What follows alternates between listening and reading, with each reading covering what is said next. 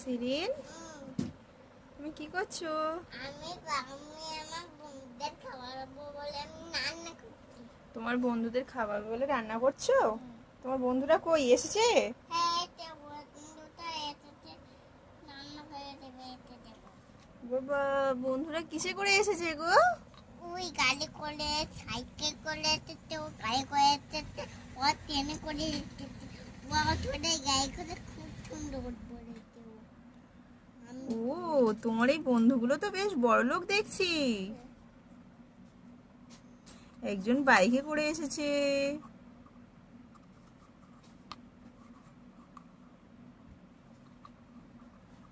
একজন বাইকে করে এসেছে, একজন গাড়ি করে এসেছে 4 চাকা, আর একজন কিছু করে এসেছে গো। এটা প্লেন? হ্যাঁ, এটা প্লেন। বাবা, বেশ বড়লোক তো তোমার বন্ধুগুলো। সবার নিজস্ব একটা করে গাড়ি আছে। তা তুমি আজকে কি রান্না করছো তোমার বন্ধুদের জন্য? আমি আজকে আমার বন্ধুদের জন্য আমি ফেভারিট খাবার রান্না করছি। ওদের ফেভারিট খাবার রান্না করছো? ওদের ফেভারিট কি খাবার গো? একটা ডিম খাবার। একটা ডিম? ডিম কি করবে? ডিম পোচ করবে? হ্যাঁ। আর কি করবে? আর একটা ও তো ঝাল খাবে, ও তো ফুচকা খাবে বলতে কে ফুচকা খাবে বলছে? একটু হাত দিয়ে দেখাও। ওদের গায়ে হাত দেবে না, পড়ে যাবে। এ ফুচকা খাবে বলেছে?